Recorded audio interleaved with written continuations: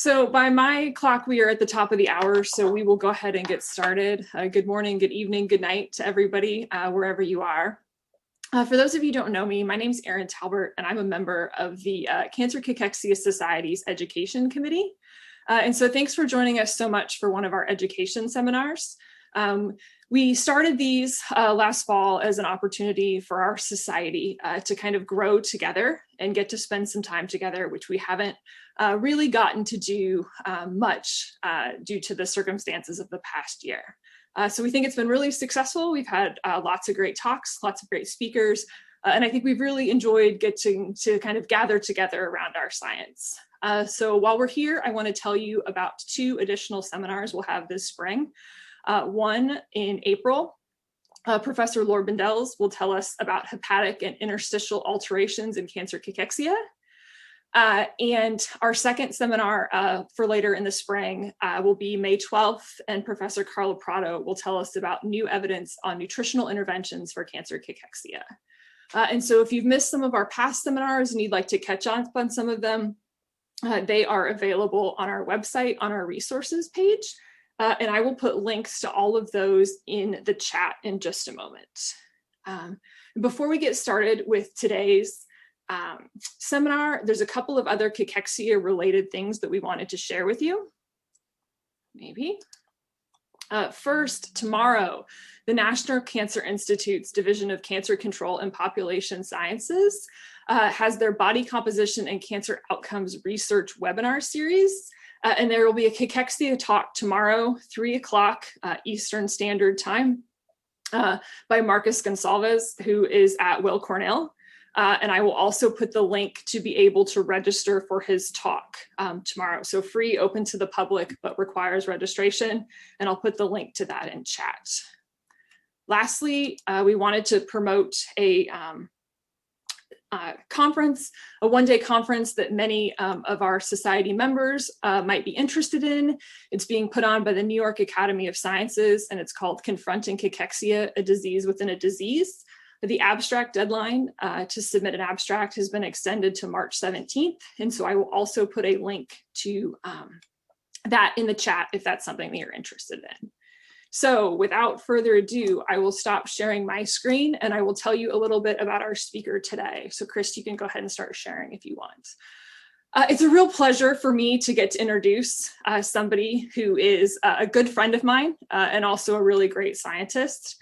Today we have Professor Chris Coss with us, who is an assistant professor in the Department of Pharmaceutical Sciences at The Ohio State University.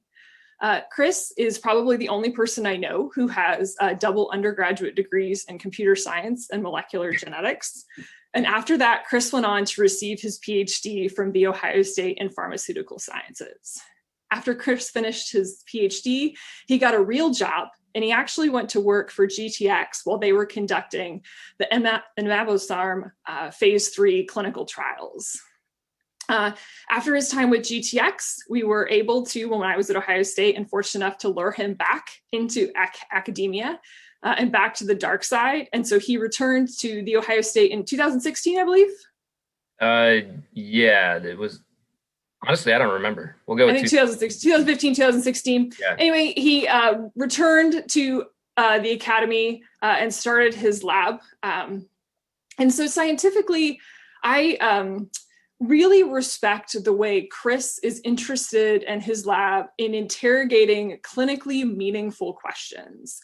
Chris has a really great ability to always focus on what is actually going to change clinical practice and make a difference for patients. And I'll say on a personal note, Chris has really changed the way I think about what industry can be in this space.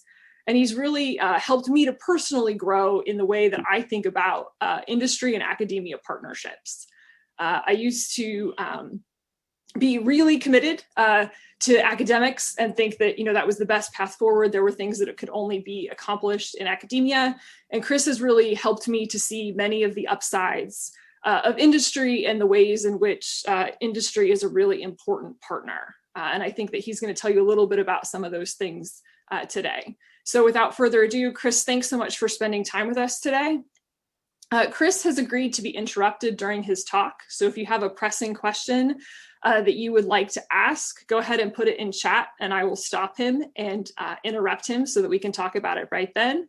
If not, we'll also have you put questions in the chat when Chris's talk is finished, and he and I'll have a discussion and I'll ask some of your questions to him.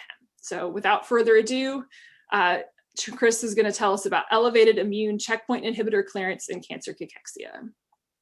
Thank you so much for that flattering introduction. I think I'm just undifferentiated. I like too many things. That's why I did all that undergraduate work. And it was really fantastic to get to know Aaron and Dennis Guttridge when they were at Ohio State, because I learned a lot about the biological side and the tools that were available, and the cutting edge cancer biology and cachexia biology that I could kind of bring to my therapeutics experience in the space. And just thanks again for the opportunity to share what we've been doing recently. So hopefully by the end of this talk, I will have convinced you that, I hope you all can see my pointer too, that cachectic cancer patients have elevated clearance of immune checkpoint inhibitor therapies, and that they also have poor response to these sort of amazing new agents that we have to treat cancers. But a key point here too is that this elevated clearance is actually not a cause of poor therapeutic response. And that's a tricky concept that I'm going to kind of dig into a little bit when we go over David Turner's paper, which is on the outline here. To set all this up, I think it's worth revisiting what immune checkpoint inhibitors are, how they came to be. I will fully admit to not being an immunologist. I'm constantly reminded of that as my group wanders into this space. I'm going to give a little bit of background about some pharmacology concepts, and this is just to make sure everybody is following along. I'm sure many of you in the audience have training in this area, but I've encountered a lot of really talented biologists that don't know these concepts. So I thought I'd just bring those up because it's really important to understand those as we get into talking about pembrolizumab clearance in patients, which is really the foundation of our work in this area. And then work going on in my lab, in the lab of Mitch Phelps, my close colleague and collaborator, where we're reproducing some of these findings in patients in some of our most well-trusted models of cancer wasting. The role that this really interesting and fascinating protein, neonatal Fc receptor, plays in the clearance of therapeutic IgGs, and then talk a little bit about where we think we're headed next. So again, interrupt me at any time. I always prefer a conversational style presentation. So the way that I think about the immune checkpoint is that, if you have a cytotoxic T cell that wants to get activated and proliferate and mount an immune response, and in the context of cancer, this would be an anti-cancer response. This is initiated by the binding of an antigen to the T cell receptor. But in addition to that activating signal, you have to have a series of other handshakes to make sure that the T cell should actually be turned on. And this is important in the context of preventing autoimmunity or allowing a self-tolerance, like in the development of an embryo or something like that.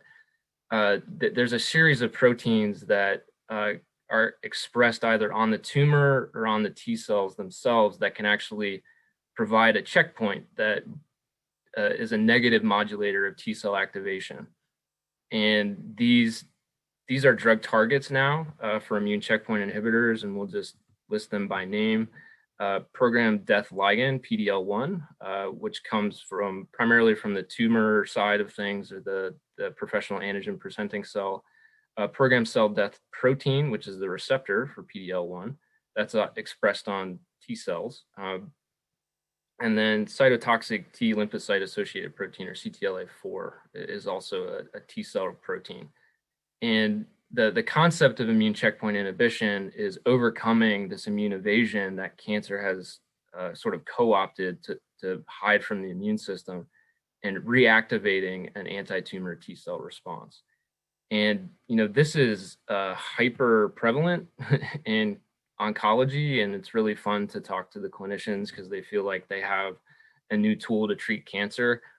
But for those of us that are mostly translational and basic scientists, we may not be aware of how transformative these therapies are. So just to touch on how rapid the rise here is, the 2018 Nobel Prize in Medicine was actually awarded to James Allison and to Suko Hanjo for their work in identifying the immune checkpoint as a therapeutic target in cancer. Really, the first report of immune checkpoint blockade providing anti-tumor efficacy was 1996, and only 15 years later, the first immune checkpoint inhibitor therapy was on the market, and that was ipilimumab, and that's a CTLA-4 targeting agent. And then a decade after that, we now have 7 of these on the market available to patients, and they're approved in over 15 cancers. And this is a extremely rapid expansion of a novel therapeutic area. And to further drive home the point of how these are transforming cancer care, this is a really up-to-date review showing all the different tumor types, and importantly, how immune checkpoint inhibitors are actually showing up as first-line therapy. So I believe there's 9 different tumor types on here where immune checkpoint inhibitors are now considered first line, either alone or in combination with other types of anti-cancer therapy. And this is just a really fast takeover of a cancer therapy space with an entirely new type of therapy. And the reason is that they're providing survival benefits that were previously unheard of. And you can gather this when you talk to the clinicians, because they really feel like they have options for some patients now that could provide durable responses. These agents are really well tolerated compared to a lot of chemotherapies, and there's some convenience associated with their dosing. They're biweekly or monthly dosed agents. They have really, really long half-lives because they're therapeutic proteins, but it's not all good.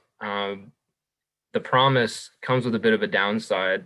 Response rates are still pretty low, and that is really driving a lot of active research into trying to figure out who responds and how to take non-responders and turn them into responders. It's very expensive. Activating the immune system has consequences. A lot of endocrinopathies result from overactive immune systems in patients on these therapies. And then the one that is relevant to this audience is, like so many therapies, they actually have really poor response in cachectic patients. So this is a sad story that many of you are quite familiar with at this point. Cachectic patients don't respond to cancer therapy. And this slide is not intended to be an exhaustive list, but just to make the point that it doesn't really matter the drug or the cancer. Immune checkpoint inhibitors are showing up as unresponsive across patients with cachexia measured in different ways, even including imaging that a lot of us are familiar with. But the paper I want to spend the most time talking about to set up our area of research is this work by David Turner when he was at Merck Pharmaceuticals and involved in the development of pembrolizumab, or Keytruda, which is an immune checkpoint inhibitor that is available to treat a lot of solid tumors. But before I get into this, I want to really back up a little bit and talk about some of the fundamentals of how pharmacologists think about drug action. So we are always thinking about drug response as a function of drug concentration and its receptor concentration as well. And then when we think about pembrolizumab, we're thinking about how much of pembro is around relative to its receptor, PD-1, which when these two interact, that should surpass the immune checkpoint blockade and reactivate T cells to provide an anti-tumor response. And when we think about target coverage as a function of concentration, I think at the site of drug action, which is in the tumor microenvironment primarily, at least that's what folks think for pembro, we think about how much drug we need to fully cover the target to have the maximum response. And I think a lot of our biologist colleagues are accustomed to thinking about a drug effect as a function of drug concentration or a pharmacodynamic effect. What is probably a little less common is to think about how we get the drug to that site of action, or how much drug circulates as a function of time after a dose of a given therapeutic. So pharmacologists worry a lot about setting up dosing schedules and dose levels to maximize the time in between doses that a drug is in the therapeutic range. avoiding toxic levels of drug or subtherapeutic levels of drugs. And the idea of what the body does to the drug is the study of pharmacokinetics. And we'll go in one step further and cover some PK terminology. So my lab and my colleagues' lab, we spent a lot of time studying patient pharmacokinetics and interpatient variability in pharmacokinetics. And there's some key terminology as we get into Turner's paper. So what's shown here is a concentration versus time pharmacokinetic curve. And the dose will be at the origin here. And this is an example of an oral dose. And as the drug is absorbed, drug levels raise in time.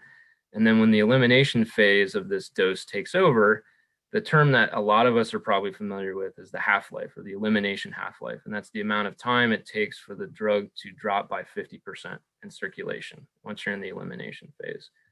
A slightly less familiar term may be this AUC, area under the plasma versus concentration time curve. And that's just the integrated area here. And the reason I'm talking about AUC is to get to clearance. Now, this is the rate of drug that is completely cleared from a volume of blood.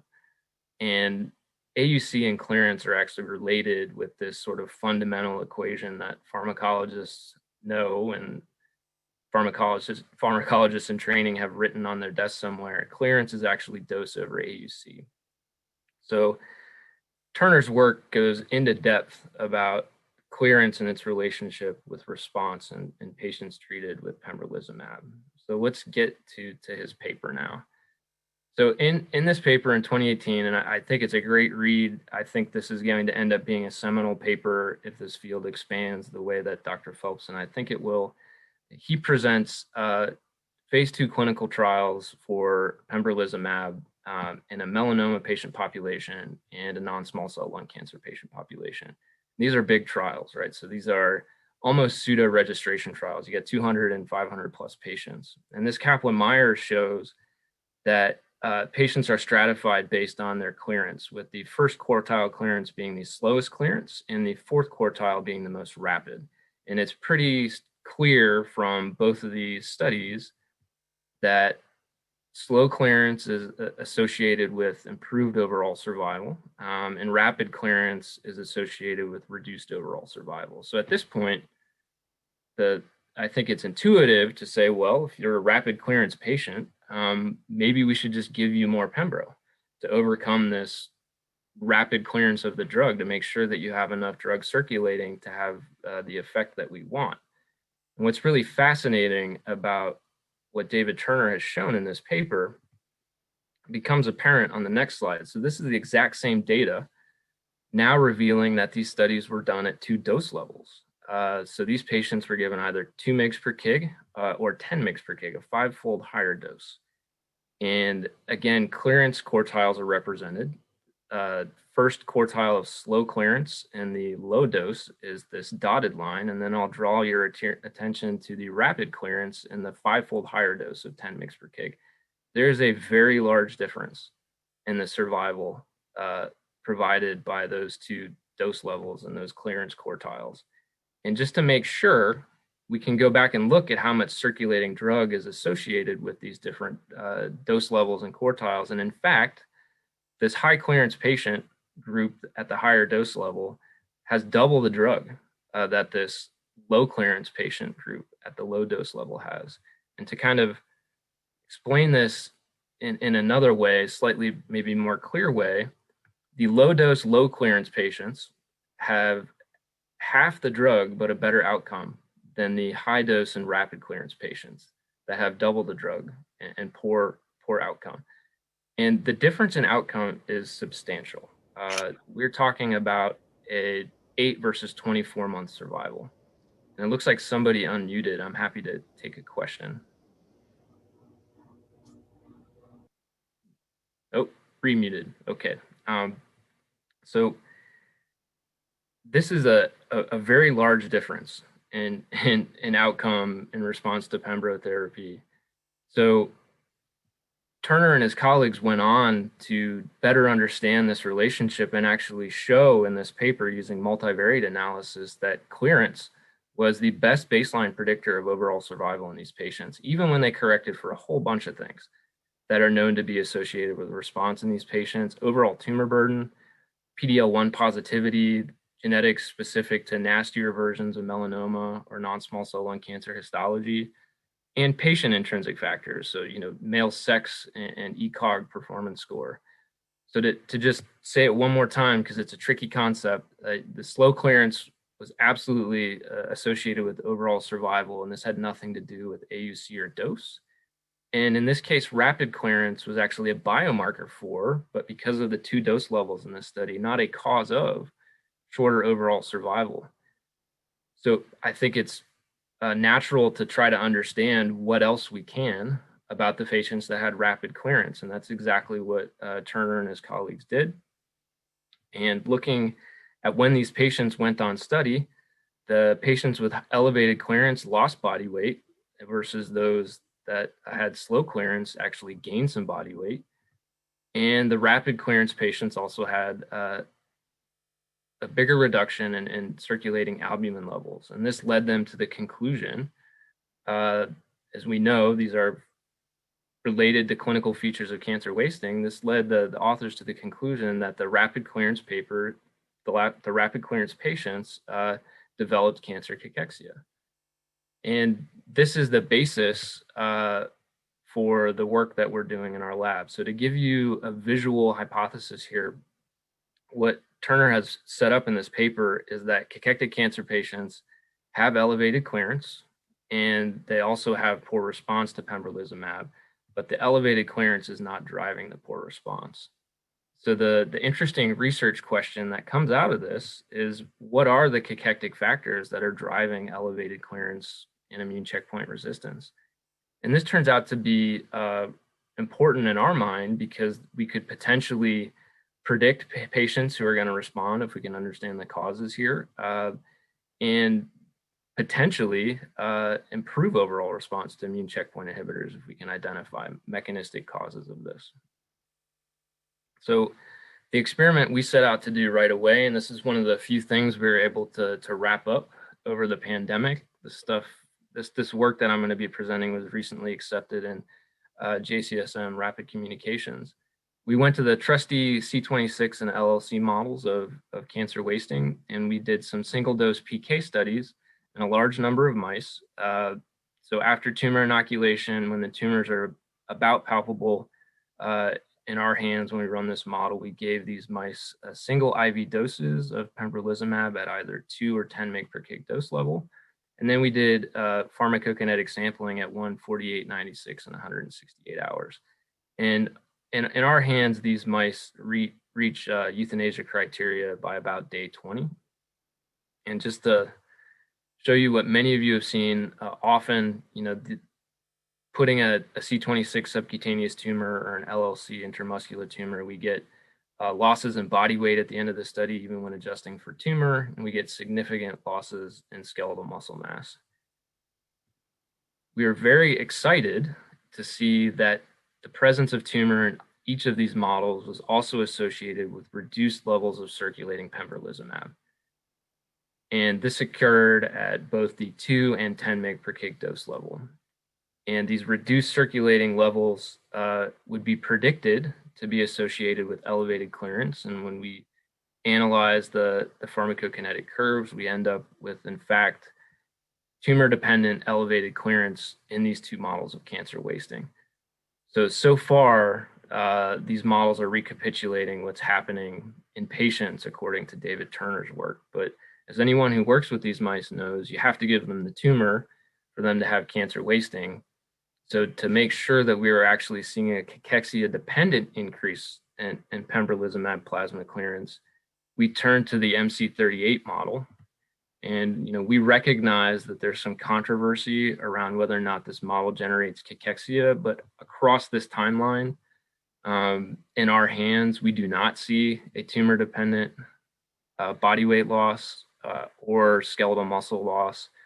And when we ran the pharmacokinetic study in these mice, again, we don't see the elevated clearance. So in our minds, this is evidence that pembrolizumab actually has cachexia-dependent clearance in the C26 and LLC mouse. So we wanted to start to dig into what could be the mechanism behind elevated clearance, but we first had to understand how therapeutic monoclonals are actually cleared. And this has been an absolute education for our lab. So, Dr. Phelps, Mitch Phelps, and I, we grew up thinking about small molecule therapeutics, but it's a whole nother animal when you talk about a circulating monoclonal antibody. So immunoglobulins are 1,000-fold larger, probably 1,000-fold more complex, and they are not metabolized and excreted like small molecules are. Protein therapeutics are actually catabolized. They're broken down into individual amino acids and sort of recycled. And the way that that is done is thought to occur through three primary mechanisms. You can imagine if you put a foreign protein into an animal, or a human for that matter, that the immune system will eventually recognize this and develop antibodies against it. And those antibody drug conjugate macromolecules actually get cleared pretty rapidly. We don't think this is relevant in our particular experiments because we gave a single dose, even though we recognize we're giving a human protein to a mouse. We gave only a single dose, so we've excluded this as a potential means by that we're having elevated clearance. Another common mechanism is target-mediated disposition. So this is also really different when you're talking about immunoglobulin therapeutics versus small molecules. Often when a mAb binds its drug target, that can be taken up into a cell and degraded, and you see a target-mediated clearance event. And to make sure we could properly exclude this, again, we're dealing with a human IgG4 that's targeted to a human PD-1. The variable fragment of pembrolizumab is targeted to human PD-1. There were literature suggesting that it doesn't bind to murine PD-1, but we wanted to confirm that, so we used a capture-based ELISA system. Pembrolizumab does not bind to a plate-anchored murine PD-1, but an anti-murine PD-1 reagent that we use in the lab does. So we are pretty confident that there is no target for pembrolizumab in mouse, so we can exclude target-mediated disposition. And this left us with non-specific catabolism or catabolic clearance. And this is thought to be almost entirely mediated by this protein called neonatal FC or FcRn. And the mechanism at play here is actually fascinating as we've learned more about it. So you can imagine that random Chris, proteins. Yes. Before we move on, can we ask a question? Absolutely. Have at it. Michael Inisco has a question about, do you need to allometrically scale the antibody dose between human and mouse? It looks like the same doses were used, and you used the doses that had been used previously. So that's a great question. There's evidence to suggest that you don't. We've actually moved on to flat dosing a lot of these agents. There doesn't appear to be a body weight dependence in the clearance mechanisms at play. We went with 2 and 10 mg per kg. They ended up matching what was done clinically, but we went with them based on some other work that was out there in the literature. And you end up getting levels of pembrolizumab in the mice, like at a concentration basis, that are actually pretty similar to what goes on in humans. I mean, there's a little kind of a technical nuance here that's kind of interesting that I'll get into in just a second. But that's a great question. Thanks. I guess that's a long answer when I should have said no. But thank you for that question. So I was going to get into the specifics of catabolic degradation here. So this protein, neonatal FC, its name comes from its discovery as the means by which immunoglobulins are passed from parent to child. And it has this better characterized every day now, because there are lots of folks looking at this. It has this really interesting function in endothelial cells or monocytes, is the example here. Proteins are taken into the cell by a penocytotic or endocytotic process. And when FcRn is around, it specifically binds to the Fc domain of immunoglobulin Gs. And in a pH-dependent manner, binds to them and protects them from being degraded in the lysosome. And then they actually get shuttled to the recycling endosome and then put back out into circulation or into the interstitial space. So one of the potential ideas here is that there could be some cachexia-mediated change in FcRn and the way it was binding to immunoglobulins. But an important piece, because it gets tricky as we hop between species, we've got murine FcRn in our mice, and we've got human IgG on our therapeutic. And it's very well characterized because people are developing a lot of humanized antibodies as therapies that human IgGs bind to murine FCs, and they actually bind tighter than murine IgGs do. So you get actually longer half-lives for human therapeutics that are on IgGs in mice than you do in people, which is kind of an interesting nuance of getting into this field. Another really fascinating function that FcRn has, or we came to learn, is that it salvages albumin in a similar way to how it salvages exogenous or endogenous IgGs. And actually, the ability of albumin and immunoglobulins to be salvaged by FcRn is why they circulate longer than proteins of similar molecular weight. And if you recall, there's a pretty strong signal of hypoalbuminemia in cachectic cancer patients. So we thought, if this is potentially a mechanistic link, is this also happening in our mice? So we ran serum chemistries, and this is out there in the literature, but we confirmed in our own study that the cachectic tumor-bearing mice also have reduced albumin levels. So this is consistent with some sort of cachexia-mediated FcRn dysfunction. So our hypothesis now at this point in our data set has evolved to thinking that perhaps FcRn is governing elevated clearance in hypoalbuminemia. And when we started to dig into this mechanism, we wanted to start asking questions about FcRn changes as a function of cachectic tumor burden. And we didn't know really where to start because FcRn is pretty ubiquitously expressed, but there's been a lot of work done in humans and in preclinical species to understand not only its expression level, but its function, because it has so much to do with how therapeutic IgGs distribute in the body. And the top tissues, when you consider both expression and function, turn out to be lymphatic tissues, liver tissue, skin, which is interesting and unexpected, and skeletal muscle as well. So the first look we took was at liver, because we have other hypotheses about what's going on in cachectic liver. And we did a very simple QRT-PCR, and we see a slight but significant suppression of liver FcRn. So its actual gene name is FcGRT. And that was consistent across both LLC and C26 livers.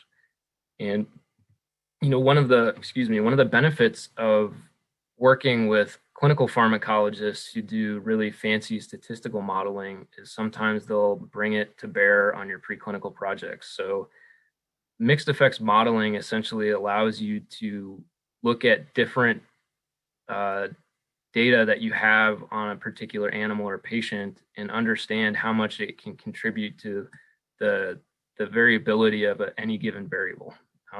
So in our case, in pharmacokinetics, we're often worried about clearance, and this analysis allows you essentially to understand interindividual differences between mice and murine pembrolizumab clearance. So, I don't do this for a living. I'm fortunate enough to work with people that do.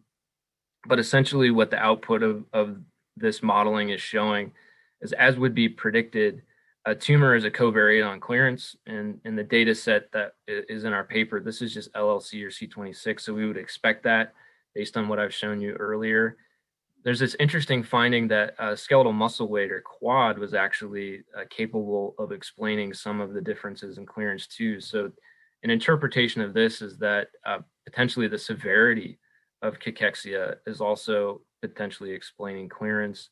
Total IgG is a covariate on clearance as well. There's actually some differences in IgG levels between strains, which is a nasty little nuance that we didn't learn about until we got into this space. And then importantly, the FcRn gene expression levels in liver themselves are actually capable of explaining some of this variability in clearance. So, this suggests, again, and is supportive that FcRn could be driving these changes. So, by no means do we have this locked down, but we're pretty confident in the signals we have so far that dysfunctional FcRn mediated by cachectic signaling can explain these changes in clearance and albumin. So it's a logical next step to ask, is there any indication that FcRn could play a role in this poor therapeutic response? And as we learn more about this protein, we're mainly reading the papers of the Blumberg lab from Harvard Medical School. They are probably the world's experts on this space, and they put out some fantastic work. But we've learned from them that FcRn, in addition to its IgG and albumin salvage, is actually critical for antigen presentation. And they've shown in some experimental systems that it's required for anti-cancer immune surveillance as well. So at least there's some hints that FcRn dysfunction could be driving poor response, but there's a lot of work to do before we can understand that. So I promised Aaron I would only do 30 minutes. I don't have a timer, so I think I might have been running long, but let me get to the conclusion. So I You're hope— perfect. Oh, Nailed only my it. mom tells me I'm perfect. So, the conclusions I want to reiterate here. So I hope I convinced you that elevated pembrolizumab clearance is associated with poor outcome in cachectic cancer patients.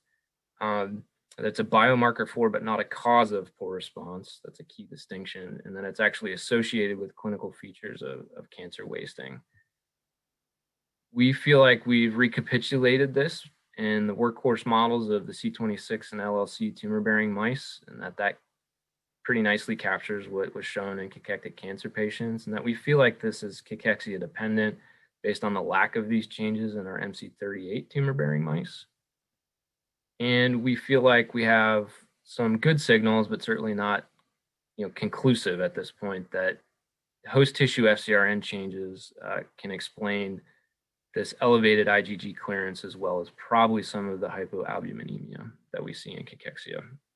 So getting into what we want to do next, I've shown you just Pembro, and there are lots of other immune checkpoint inhibitors that are therapeutically relevant, and they're built on different IgG backbones that target different immune checkpoint targets.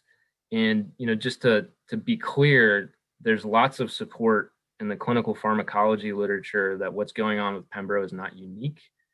So this is nivolumab clearance across non-small cell lung, renal cell carcinoma, and melanoma cancer patients. And just like we saw with Pembro, the highest clearance is in the patients with progressive or stable disease, so your worst responders.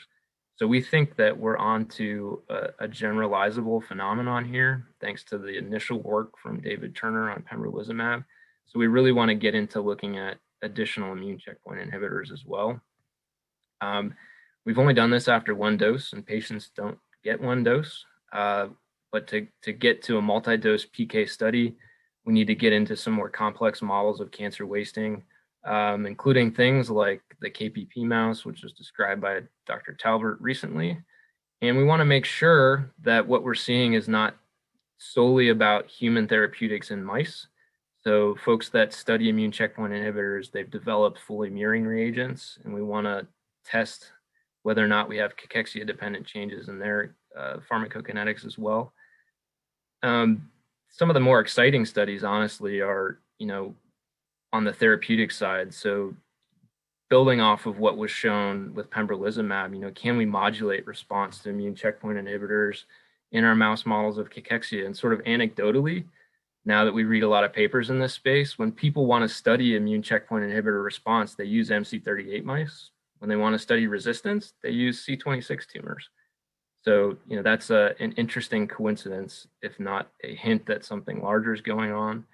And we have a lot of experience with therapies that target cancer wasting, so we'd love to understand if they can change clearance, restoring it to normal levels or even improve immune checkpoint inhibitor response. And then sort of a reach goal here, I guess, would be thinking about this whole phenomenon as a biomarker for cancer wasting. So it could be that IgG turnover, or albumin turnover, or even therapeutic MAB turnover is a biomarker of cachexia that's about to occur.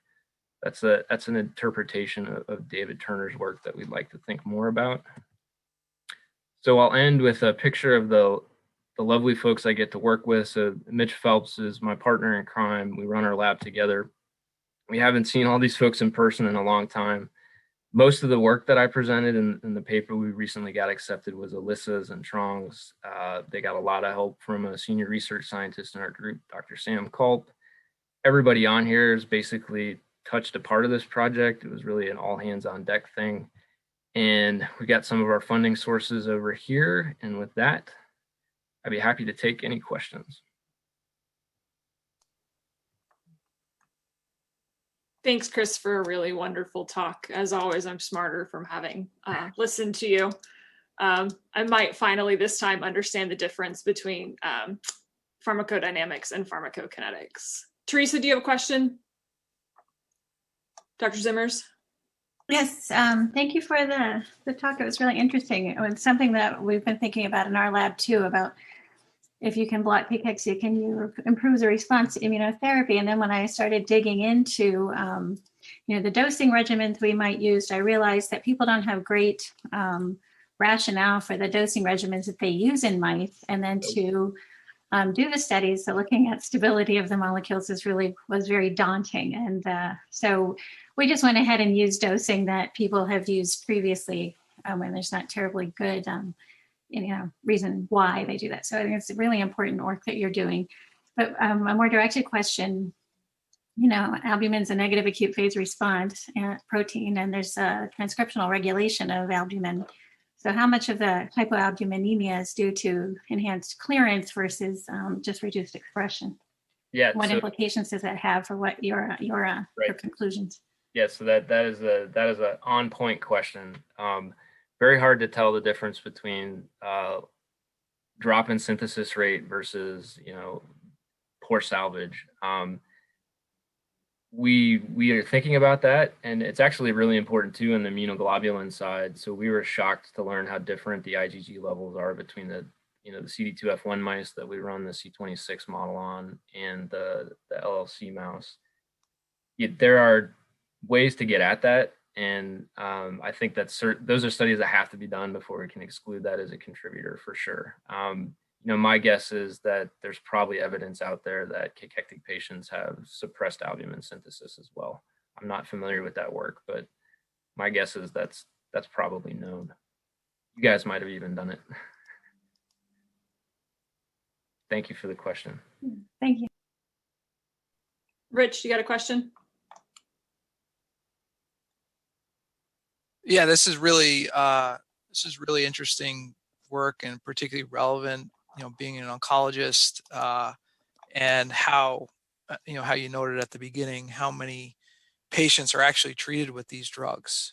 And so we're still in its infancy in terms of understanding how these things work and who responds.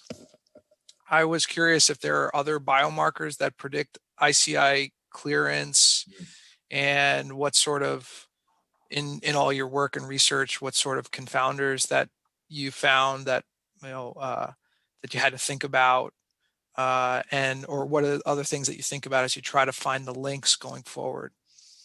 Yeah, so I'll try to take those in order. Thanks for your question, and I'm so grateful to have clinicians in here that are interested in what's going on in mice, because that's where we have to study a lot of this stuff.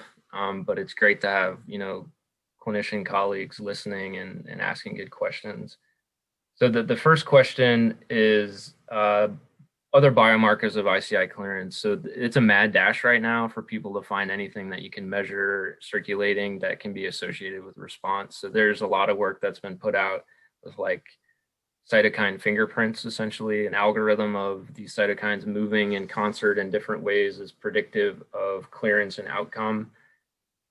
We are thinking about those too, because those are known to often be cachectic mediators. It gets hard. I think anybody, who's looked at these things with something like a bioplex, it gets hard to understand what you're actually measuring when you look at these things in mice, but that's definitely something that we're trying to track in patients. So if Mitch is on the call, he's probably going to scold me. I didn't mention that, we're working with some clinicians at Ohio State that have allowed us to just kind of start measuring things in patients on immune checkpoint inhibitors. So we're looking at a whole bunch of cytokines. And I've already forgotten your second question, Richard.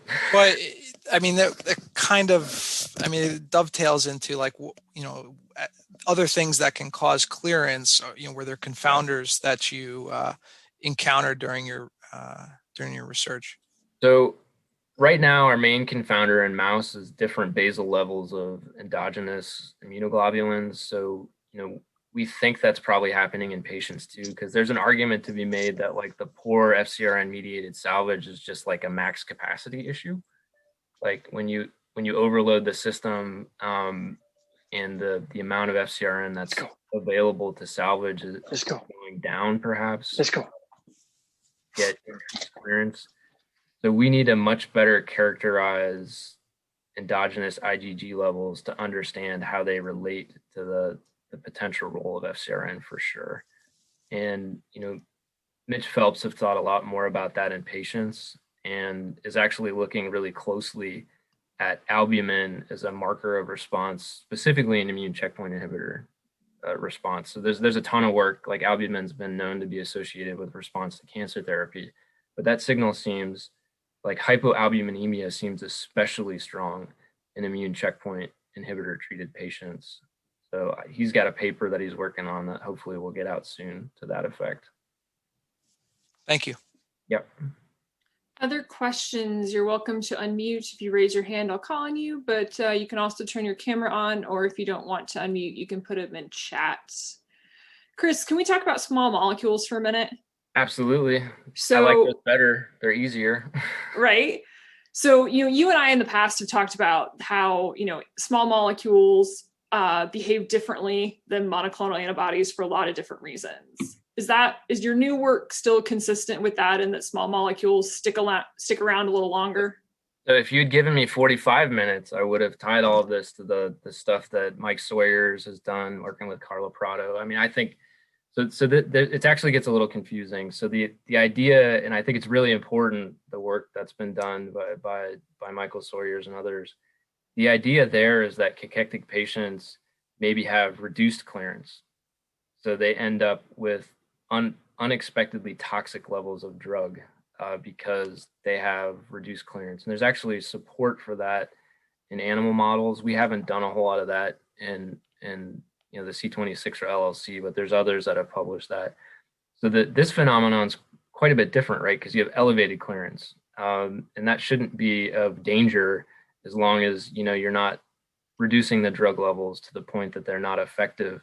But what's so fascinating about what David Turner has shown is that across dose ranges, it doesn't really matter. Like there's plenty of drug around to cover the target.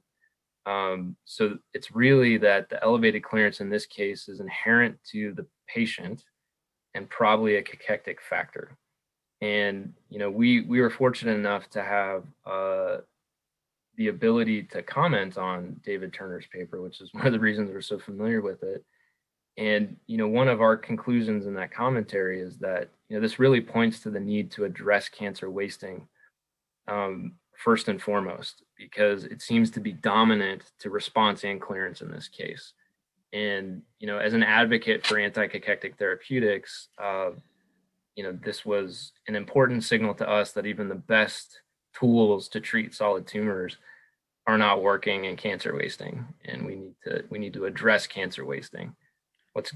Let's get beyond this idea that we can just find the perfect anti-cancer therapy and the cancer cachexia will take care of itself. There's a whole group of patients that have cancer wasting that don't seem to respond to immune checkpoint. Yeah, as you know, I agree strongly that we need to address cancer wasting. Kind of a follow-up question on that, and then I'll get to some other questions in the chat. do you think that, we should be giving clinicians should be giving a single dose of something like this and checking for clearance, or that cachexia should be a, reason to not use a checkpoint inhibitor? As you know, they're expensive and, the response rates are not outstanding. So should this be a screening tool? Yeah, you put me on the hook. Sorry.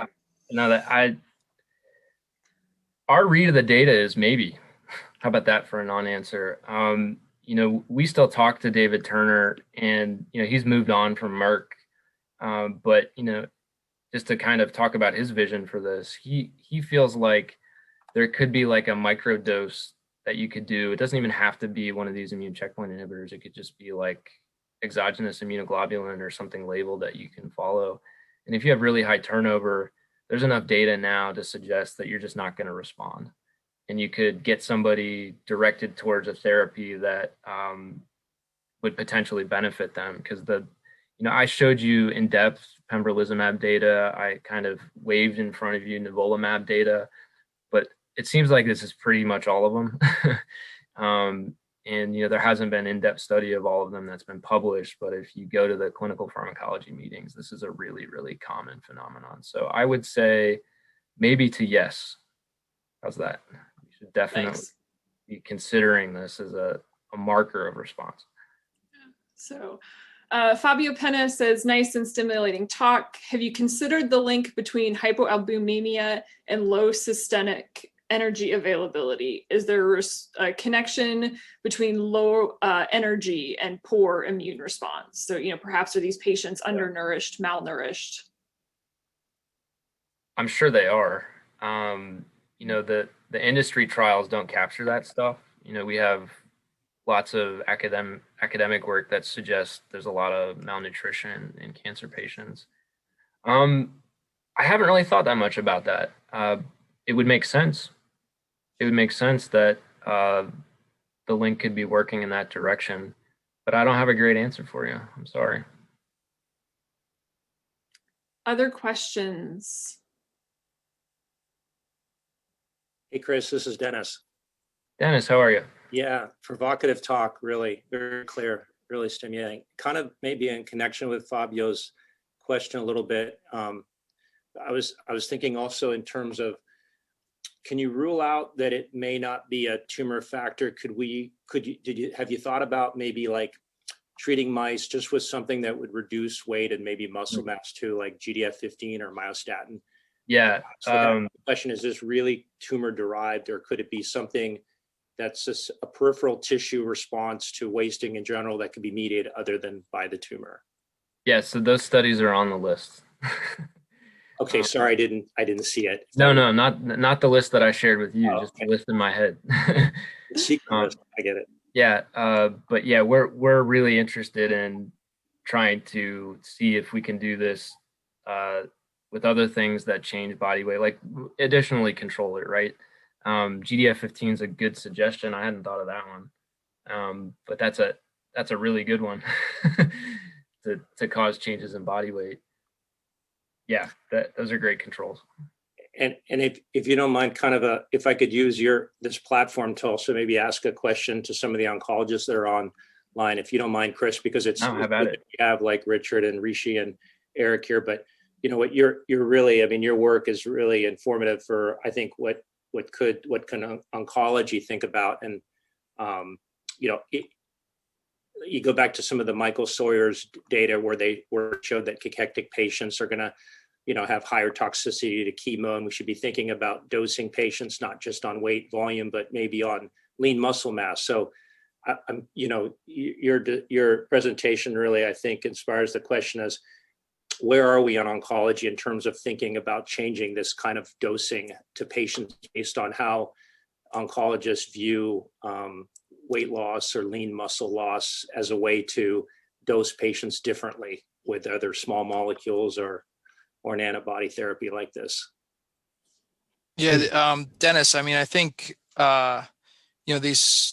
the way we think about immune checkpoint inhibitors is just completely different than how we think about chemotherapy and dose response. So Chris kind of alluded to it, of what what we use is flat dosing for for these immune checkpoint inhibitors, and toxicity is not necessarily tied to dosing. So we don't think that by decreasing the dose of pembrolizumab that patients will actually have less toxicity.